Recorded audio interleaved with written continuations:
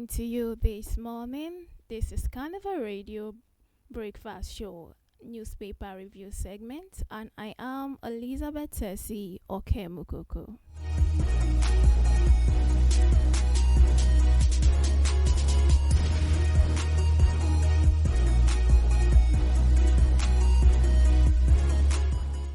We'll bring you newspaper headlines this morning from the Punch newspaper, the Vanguard, the Nation, and the Daily Post newspaper. And we have headlines like Cybercrime Act is being used to suppress free speech. That is by the NBA president. And also from the Rivers, we have that we are drinking poison. Monarch laments as gas leak hits Rivers community. NACA urges Nigeria to celebrate Valentine's Day responsibly. U.S. position on Kwankwanso, misleading, unfounded, full of errors. And lastly, police arrest flame vigilante killer after 2 years in Niger.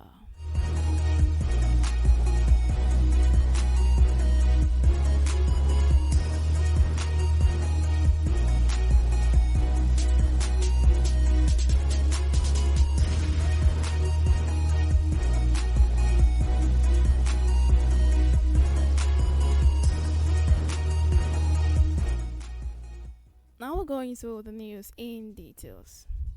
The president of the Nigerian Bar Association, Afam Osigwe, senior advocate of Nigeria, has raised concern over the alleged misuse of the Cybercrime Act to suppress free speech in Nigeria, describing it as a deliberate muzzling of expression under the pretext of combating cybercrime and defamation. In an interview with Newsmen, on Wednesday, Osigwe criticized what he described as the weaponization of law against critics, journalists, activists, and ordinary citizens who voice dissent online or offline. He said individuals are being charged, investigated, and detained for alleged cybercrimes or criminal defamation, even in cases where such offenses are ordinarily bailable. According to Sigwe, the judiciary is complicit in this trend. This news was sourced from the Punch newspaper. Cybercrime Act being used to suppress free speech. NBA president.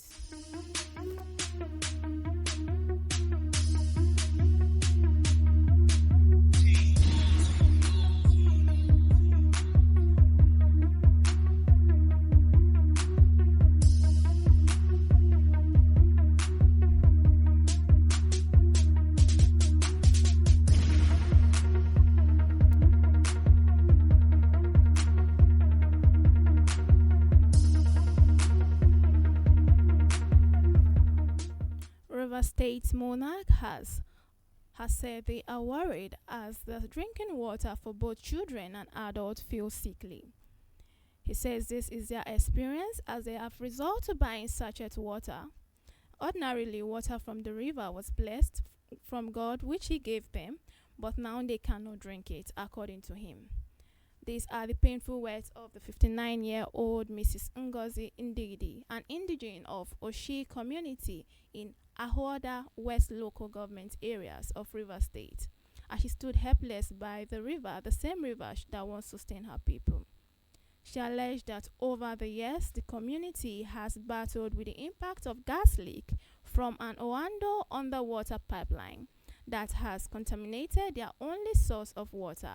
Yet, daily life continues around the riverbank as children are seen bathing, using it to wash kitchen utensils, soak cassava, and fishermen cast their nets still in the river.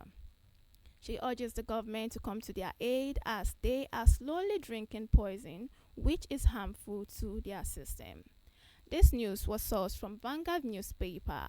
We are drinking poison. Monarch women lament as gas leak hits Rivers community.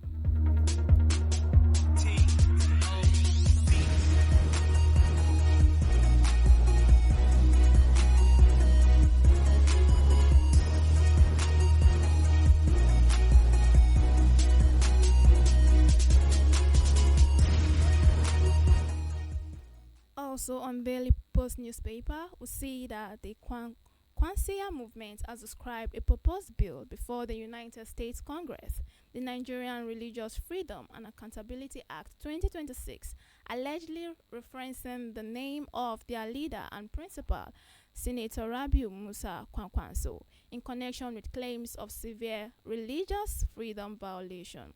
They say it is shocking and disbelieving. The movement, in a release signed by its spokesman, Habibu Muhammad Malemo, said the allegations were unfounded.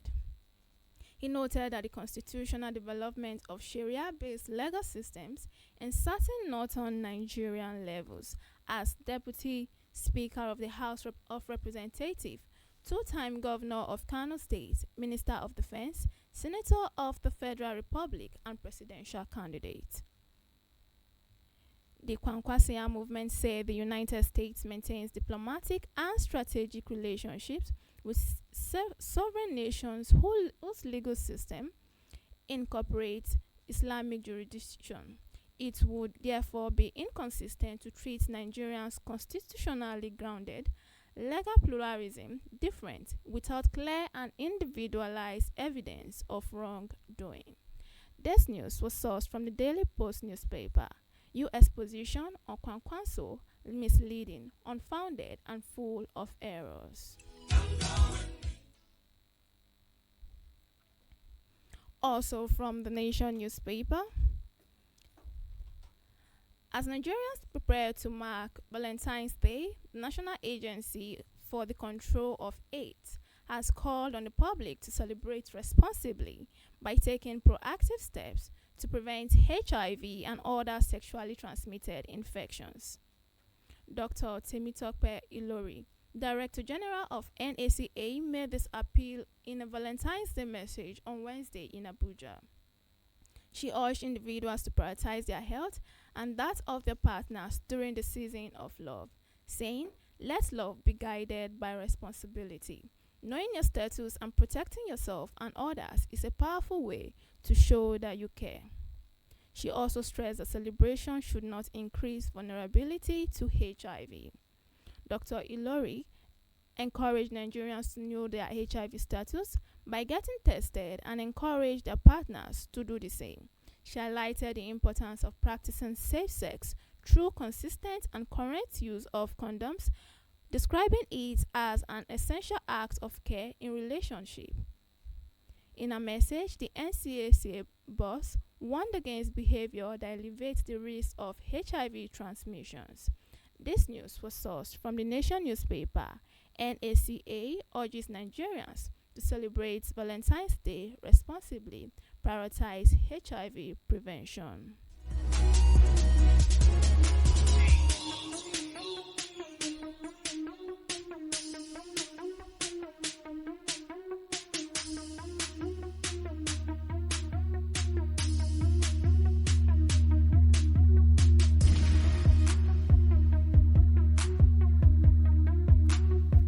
We'll take this last story from the Punch newspaper. The Niger State Police Command has arrested a suspect killer of a vigilante member who had been on the run since 2024.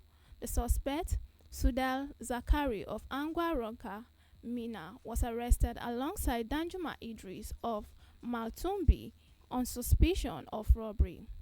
Zakari was said to have fled after allegedly killing Ibrahim Yahaya, also known as Danladi Baushe, a member of a vigilante group in Maltumbi, in April 2024. He was also alleged to have participated in several armed robbery incidents in Maltumi area in 2025. The Niger State Police Command spokesperson, Wasiu Abiodun, who disclosed this in a statement on Wednesday, said the suspect would be charged to court after investigation. This news was sourced from the Punch newspaper. Police arrest fleeing vigilante killer after 2 years in Niger.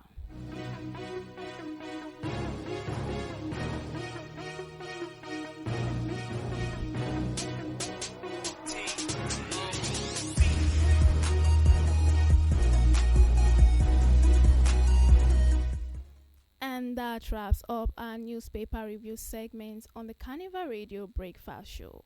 Of course, do not forget to stay tuned to our other programs today. You can download our app from the Play Store or from the iOS Store. And also check out our website at www.carnivalmedia.ng. It's been Elizabeth Tessie Okemukoko telling you to have a lovely day.